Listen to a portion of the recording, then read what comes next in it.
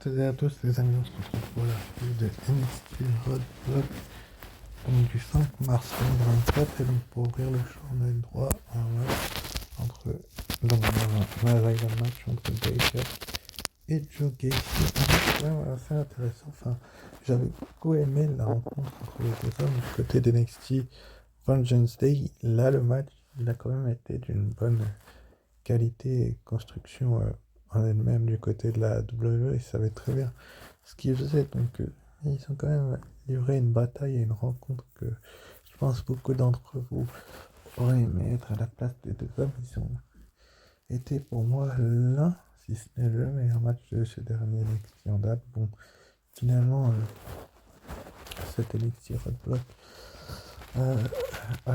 avec les attentes qu'on attendait de ce show-là, a été quand même d'une très très bonne qualité, donc c'est à voir ce que la WWE va nous par la suite, mais c'est quand même une bonne rencontre que finalement donc Dijak a remporté avec son finisher d'affilée, donc deux fois de suite, donc c'était quand même assez intéressant de la part de la WWE de voir qu'ils mettent Dijak en avant. Est-ce que la réalité est enfin terminée? Espérons-le, mais en tout cas, c'est un point positif pour lancer cette NXT. Ensuite, après, donc, on a eu Monsieur Snoop qui a été resté dans le D'Angelo Family. Il en fait désormais partie ici. Voilà, il est resté un long moment.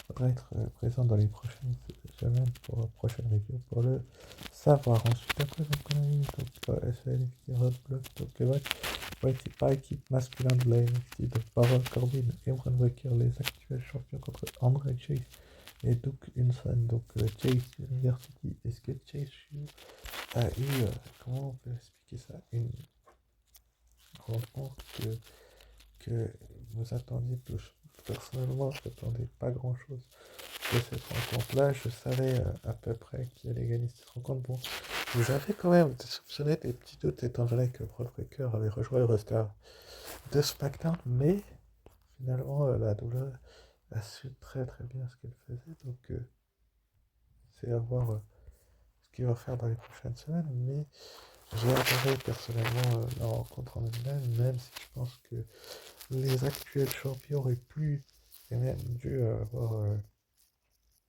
une meilleure qualité de rencontre.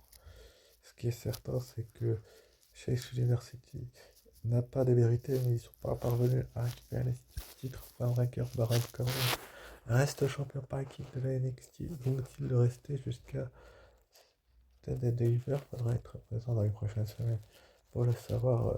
Donc, ce sera le prochain pay-per-view de la NXT, bien évidemment. Bron Breakker pourrait être à ce moment-là travaillé par Corbin. On verra bien ce qui se passera dans les prochaines semaines. Ensuite, après, donc, on a eu Sean Spears contre un catcheur indépendant. Donc, Sean Spears qui a fait ses débuts la semaine dernière en attaquant tout simplement Ridge Holland lors d'une promo de ce dernier qui s'adressait donc avec la danse. Donc, on avait des petits magnétons net. Donc, Sean Spears qui arrive dans le roster de NXT et qui arrivera de notre fédération dont je ne citerai pas le nom parce que voilà quoi, je n'aime pas personnellement cette fédération là, donc c'est à voir ce que la chose va faire et réserve avec Sean Spears qui pour moi est un catcheur pour être talent qui était déjà la dernière l'a quitté pour cette fameuse fédération lors de Bon, sans vous mentir, il n'y a pas eu match. Hein.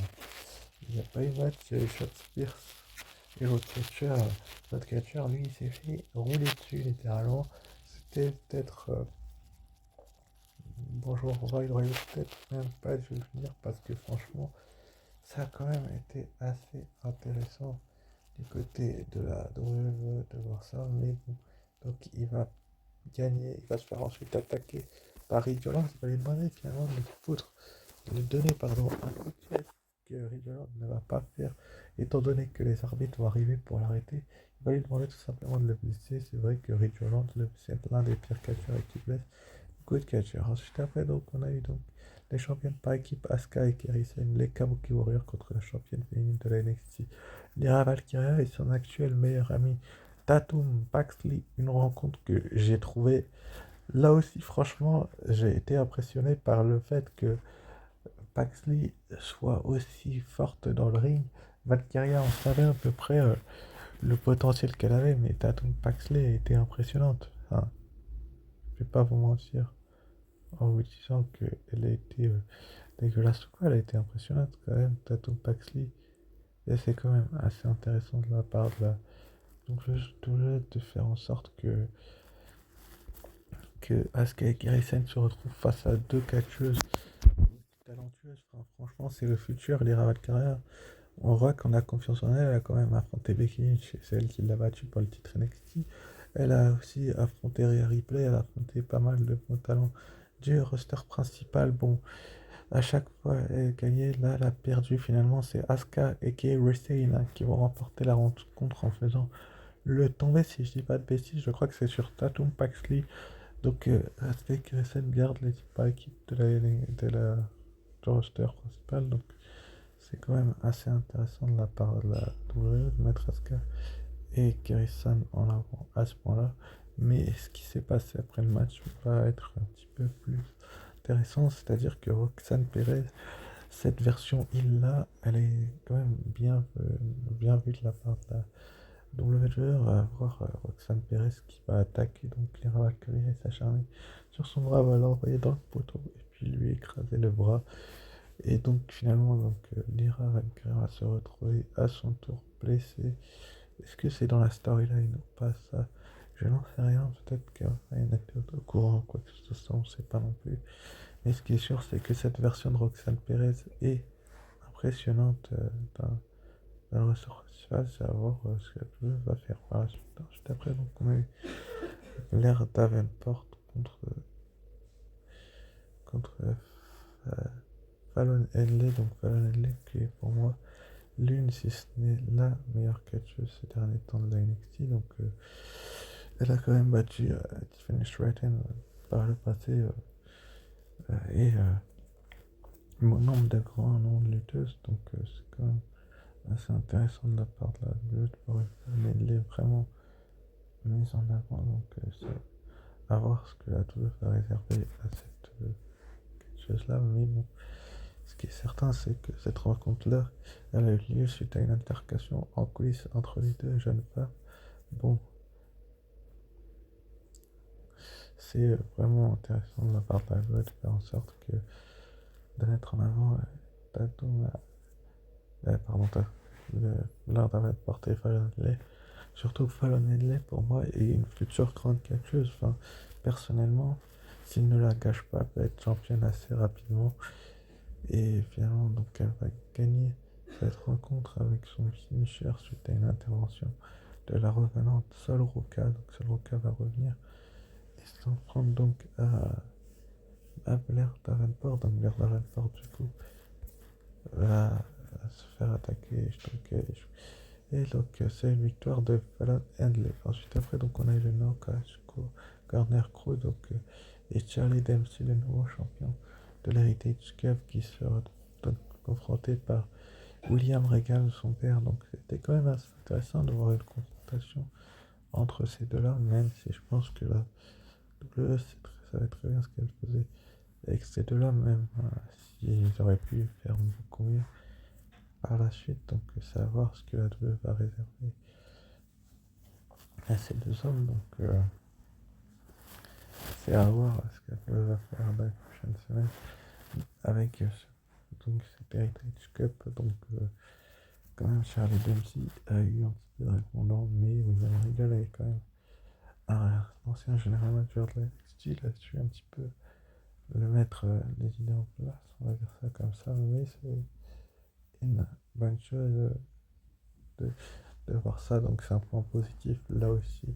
Comme le main event, donc le gagnant a affronté Ilya Dragunov du côté de NXT, c'était deliver pour le titre NXT, donc Tony D'Angelo face à Carmelo Hayes, donc Tony D'Angelo, qui pour moi est un catcher. Là aussi on sait le potentiel qu'a Tony D'Angelo, ça fait de nombreuses semaines qu'ils attendent cela, mais là la WWE savait très bien ce qu'il faisait.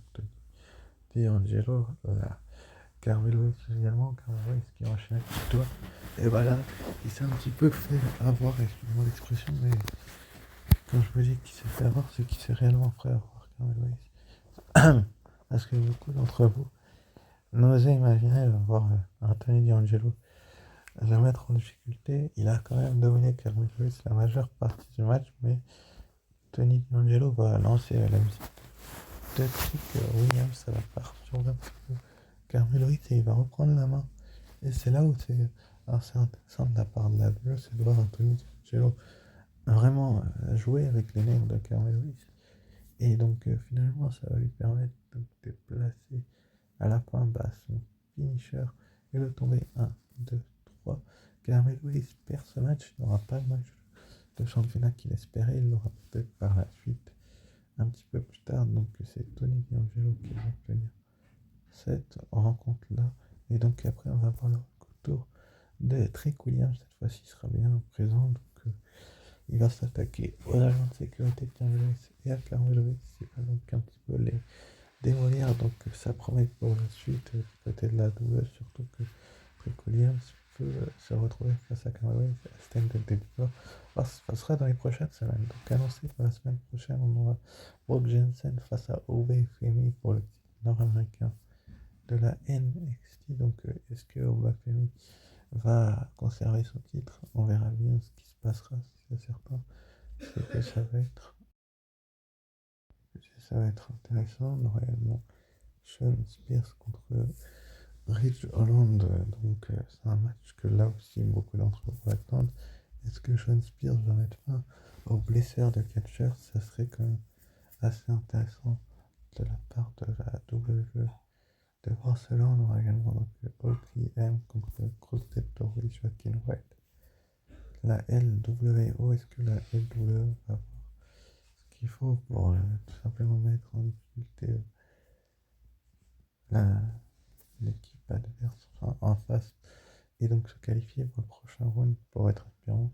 On aura également Digitoline contre Ariana Grace, enfin Grande. Plutôt, là aussi, ça va être un match intéressant et une Digitoline vraiment mise en avant. Et donc enfin, on aura donc Dragunov contre D'Angelo pour le titre. À Stand Deliver, n'hésitez pas à liker, commenter, partager et vous abonner si ce n'est pas déjà fait. Ciao, bye.